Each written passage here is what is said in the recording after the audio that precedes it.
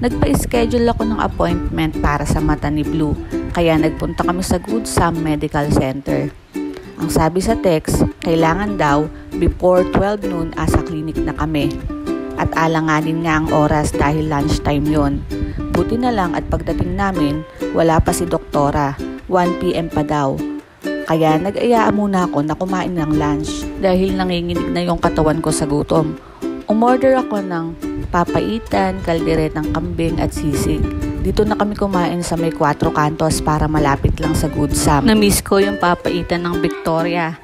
Kaso mas masarap ang papaitan nila doon para sa akin. At pagkatapos namin kumain, bumalik na kami sa clinic. 2 lang kaming bumalik ni Blue dyan. Dahil si Papa at si Gray sa loob ng mall. Doon nila kami hinihintay para wag mainip si Gray. 4 lang kami. Naiwan si Mama dahil walang mag-aasikaso sa mga gumagawa sa bahay. Pasado 4:30 na nga ng hapon nang matapos kaming magpa-check up dito. At pagkatapos namin sa clinic, pumunta na din kami sa loob ng mall. Dahil may kailangan na naman akong ipadala sa LBC. At syempre, dahil inabot na naman kami ng hapon, nagutom na naman kami.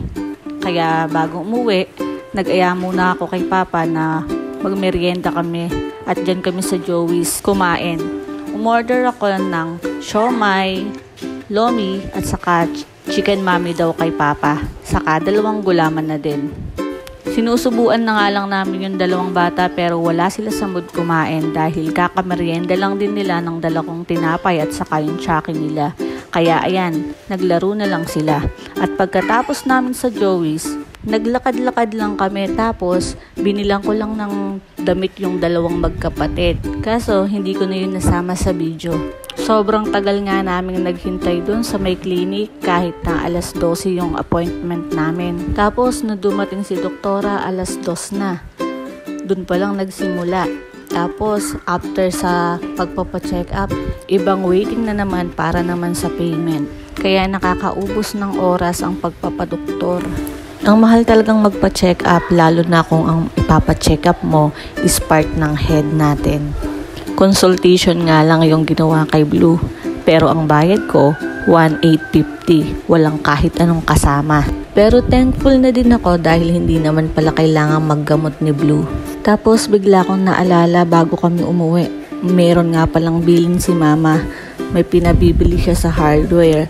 Yung lagayan ng mga sabon. Kaya lang, hindi naman ganito sa nakita ko yung pinabibili niya. Tatawagan ko sana siya kaya lang wala pala akong data. Kaya sabi ko next time na lang. Meron pa sana akong balak daanan. Kaya lang hapon naman na kasi at kailangan na namin umuwi. Kaya sabi ko next time na lang ulit pag nagawi uli ng kabanatuan. So ayun lang naman. Salamat ulit. Bye for now.